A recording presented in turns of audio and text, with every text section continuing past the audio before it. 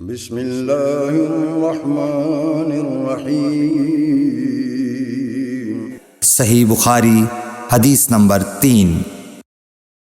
حضرت صلی اللہ علیہ وآلہ وسلم پر وحی کا ابتدائی دور اچھے سچے پاکیزہ خوابوں سے شروع ہوا۔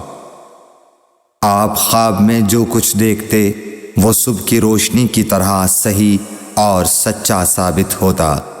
پھر من جانب قدرت آپ تنہائی پسند ہو گئے اور آپ نے غار حرا میں خلوت نشینی اختیار فرمائی اور کئی دن اور رات وہاں مسلسل عبادت اور یاد الہی و ذکر میں مشغول رہنے لگے۔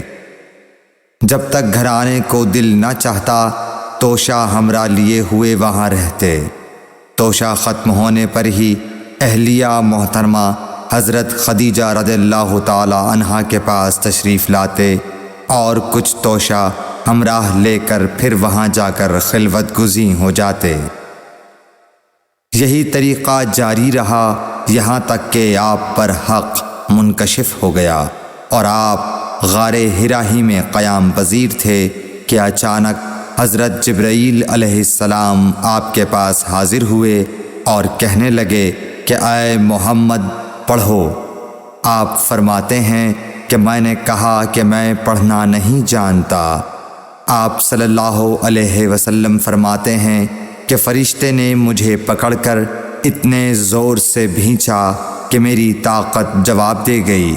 پھر مجھے چھوڑ کر کہا پڑھو۔ میں نے پھر وہی جواب دیا کہ میں پڑھا ہوا نہیں ہوں۔ اس فرشتے نے مجھ کو نہایت ہی زور سے بھینچا کہ مجھ کو سخت تکلیف محسوس ہوئی۔ پھر اس نے کہا کہ پڑھ۔ میں نے کہا میں پڑھا ہوا نہیں ہوں۔ فرشتے نے تیسری بار مجھ کو پکڑا اور تیسری مرتبہ پھر مجھ کو بھینچا۔ پھر مجھے چھوڑ دیا اور کہنے لگا کہ پڑھو اپنے رب کے نام کی مدد سے جس نے پیدا کیا اور انسان کو خون کی پھٹکی سے بنایا۔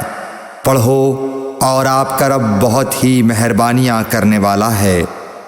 بس یہی آیتیں آپ حضرت جبرائیل علیہ السلام سے سن کر اس حال میں غار حرا سے واپس ہوئے کہ آپ کا دل اس انوکھے واقعے سے کانپ رہا تھا۔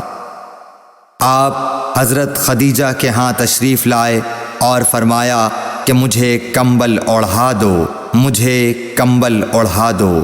لوگوں نے آپ کو کمبل اوڑھا دیا۔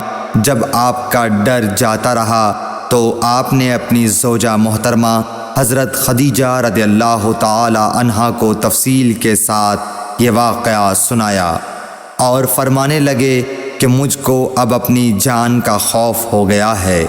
آپ کی اہلیہ محترمہ حضرت خدیجہ رضی اللہ تعالی عنہا نے آپ کی ڈھارس بندھائی اور کہا کہ آپ کا خیال صحیح نہیں ہے۔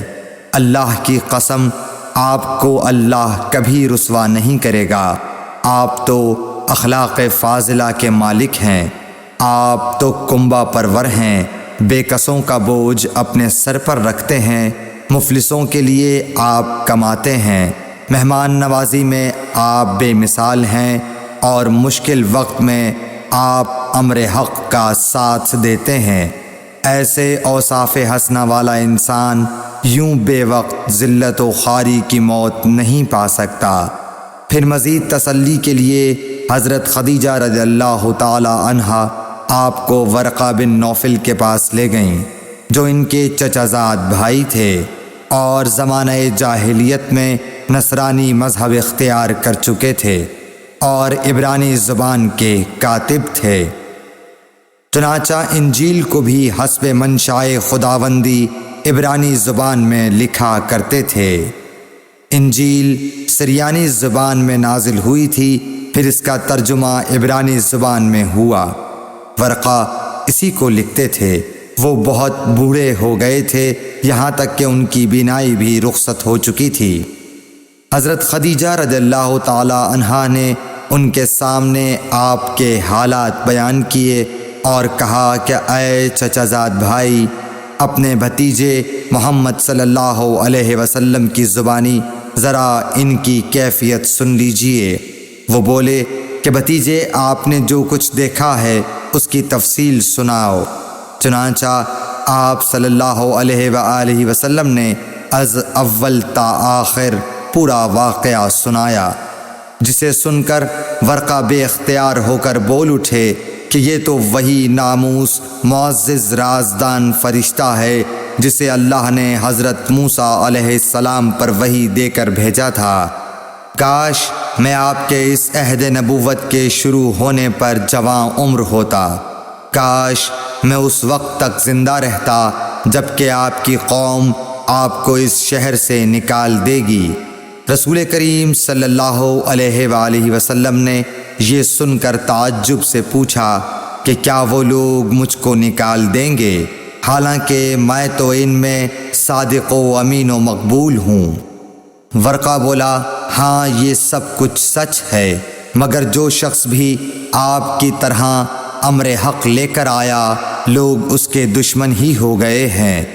اگر مجھے آپ کی نبوت کا وہ زمانہ مل جائے تو میں آپ کی پوری مدد کروں گا، مگر ورقہ کچھ دنوں کے بعد انتقال کر گئے، پھر کچھ عرصے تک وحی کی آمد موقوف رہی۔ صحیح بخاری حدیث نمبر 3۔